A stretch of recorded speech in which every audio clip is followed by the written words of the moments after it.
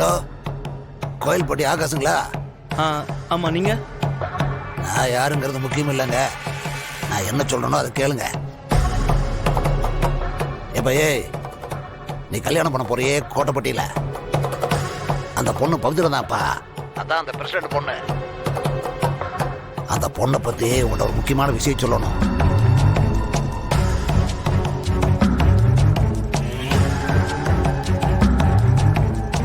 சொல்லுங்க. ஏப்பா சொல்லுங்கண்ணா. நீ கேட்ட உடனே சொல்லிடுவாங்களா? இப்போ இல்லை, ராத்திரி 10 மணிக்கு அந்த பாலாண்டவர் கோயிலுக்கு பின்னாடி அங்கே வந்துரு. ஆமாம், நீங்கள் யார் என்னன்னு தெரியாமல் நான் எப்படி உங்களை நம்பி வர்றது? தம்பி யாரு, நீ கல்யாணம் பண்ண போற பொண்ணை பத்தி தெரிஞ்சுக்கணும்னா வா, இல்லைன்னா வராத. நான் ஓ நல்லதுக்கு தான் சொல்றேன், அதுக்கப்புறம் ஓ இஷ்டம். இல்லை, நான் வரேன். நைட்டு 10 மணிக்கு தானே, நான் வந்துடுறேன். நல்லதுப்பா நல்லதுப்பா. யாரு, என்னையிலிருந்து உனக்கு நல்ல நேரம் ஆரம்பிச்சிருச்சுன்னு வச்சுக்க. கரெக்ட் டைமுக்கு வந்து சேரு. சரியா? வச்சிடுறேன்.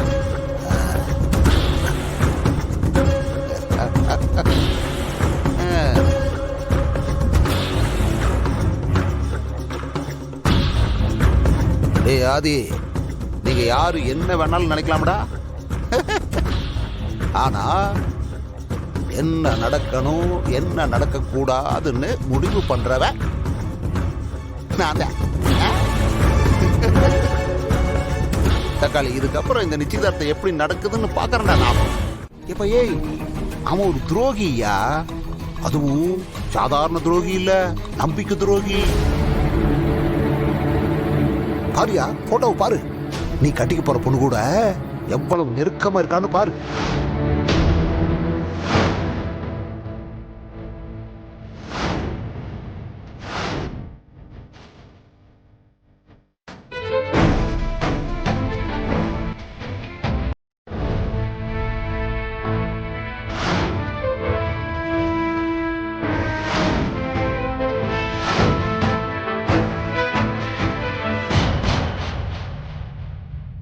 ஏன்பா நிறுத்திட்ட? பேசுப்பா. இன்னும் எவ்வளவு கேவலமா பேச முடியுமோ பேசுப்பா. இந்த கல்யாணத்தை நிறுத்துறதுக்கு உனக்கு வர காரணமே கிடைக்கலையாப்பா? என் நடத்தையை அசிங்கப்படுத்தி என்ன ஒழுக்கம் கெட்டவனு பேர் வாங்கி கொடுத்துதான் இந்த கல்யாணத்தை நிறுத்தணுமாப்பா? அதுக்கு பதிலா என்ன கொலை பண்ணிட்டு இந்த கல்யாணத்தை நிறுத்த வேண்டியது தானேப்பா? எதுக்குப்பா இப்படி ஒரு அசிங்கத்தை பண்ண? பதில் சொல்லியா?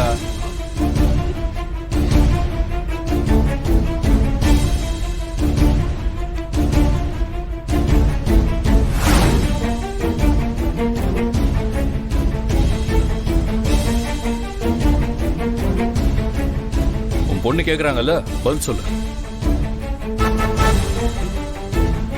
அசிங்கமா இல்ல? உன்னை நினைச்சு உனக்கே அருவருப்பா இல்ல? ஏற்கனவே ஒரு தடவை ஆண்டாள் இப்படிதான் தப்பா பேச வச்ச. இப்ப பவித்ராவையுமா? எல்லாம் ஒரு அப்பனா? ஆதி அண்ணா, இனிமே அந்த வார்த்தையை சொல்லாதீங்கண்ணா. இந்த நிமிஷத்துல இருந்து இந்த ஆள் எனக்கு அப்பனே கிடையாது. எந்த அப்பனும் இப்படி ஒரு தப்பு பண்ண மாட்டான்னா. இந்த ஆளை பார்த்தாலே உடம்பெல்லாம் கூசுது. கேட்டியா? இதான் உன் லட்சணம். உன்னெல்லாம் அடிக்க கூட மனசு வராது. இத மட்டும் நான் ஆண்டாள் அக்கா கிட்ட போய் சொன்னா என்ன நடக்கும்னு தெரியும்ல? வேண்டாம் பவித்ரா, இந்த ஆளை எதுவும் பண்ண வேண்டாம். இவரை தண்டிக்காம இருக்கிறதா இந்த ஆளுக்கு நாம கொடுக்கிற தண்டனை. உன்னை பார்க்கும் போதெல்லாம் உடம்பு நடுங்கணும், உள்ளுக்குள்ள ஊர்த்தணும். சாகுற வரைக்கும் குற்ற உணர்ச்சியிலே இருந்து சாகட்டும். வந்துட்டு இருக்காங்களா? ஆதி, இந்த தர்மலிங்க பயல ரொம்ப நேரமா காணோம். எங்க போனான்னு பாத்தியா? இல்லையா பாட்டி, நான் பார்க்கலையே. ஆதி எதுக்கும் அவன் மேல ஒரு கண்ணு வச்சுக்க. எதையாவது பண்ணி இந்த நிச்சயதார்த்தத்தை நிறுத்தலாம்னு பாப்பா. கொஞ்சம் ஜாக்கிரதையாவே இருக்கணும், சரியா? அவரை நான் பாத்துக்கிறேன் பாட்டி, நீங்க ஏற்பாடு பண்ணுங்க. இது எல்லாத்தையும் நாங்க பாத்துக்கிறோம். நீங்க அந்த ஆளை மட்டும் பாத்துக்கோங்க. கண்டிப்பா அந்த ஆளு இன்னைக்கு ஏதாச்சும் பண்ணுமா? எனக்கும் அப்படிதான் தோணுது. ஆனா என்ன நடந்தாலும் இந்த நிச்சயம் நிக்காது. நீங்க கவலையே படாதீங்க. கவலை எல்லாம் படல. ஆனா இன்னைக்கு ஆண்டாள் வேற வீட்ல இருக்கா. அவளை கூட்டு சேர்த்துக்கிட்டு ஏதாச்சும் பண்ண நினைச்சாலும் நினைப்பாரோன்னு தோணுது. ஆண்டாள் அழகர் பாத்துப்பா. அவங்க அப்பாவை நான் பாத்துக்கிறேன், சரிங்களா? அதெல்லாம் சரிதான். எதுக்கும் மாப்பிள்ளை வீட்டுக்காரங்க கிட்ட இவரை பத்தி ஒரு வார்த்தை சொல்லி வச்சிருங்க. இவர் அவங்க கிட்ட ஏதாச்சும் பேசி இத கெடுக்கணும்னு ஏதாச்சும் திட்டம் போட்டாலும் போடுவாரு. உங்க மாப்பிள்ள ஆகாஷ் இருக்காருல்ல, அவர் சாதாரண ஆளே இல்ல. யார் என்ன சொன்னாலும் பவித்ராவை விடவே மாட்டாரு, விட்டு கொடுக்கவும் மாட்டாரு. அவர் நமக்காகத்தான் இந்த நிச்சயதார்த்தம் கல்யாணம்னு பொறுமையா இருக்காரு. இல்லைன்னா இந்நேரம் பவித்ராவை கூட்டிட்டு போய் ரெஜிஸ்டர் மேரேஜே பண்ணிருப்பாரு. அவர் என்ன சொன்னாலும் அந்த வீட்டுல யாரும் நம்ப மாட்டாங்க. நீங்க தைரியமா இருங்க.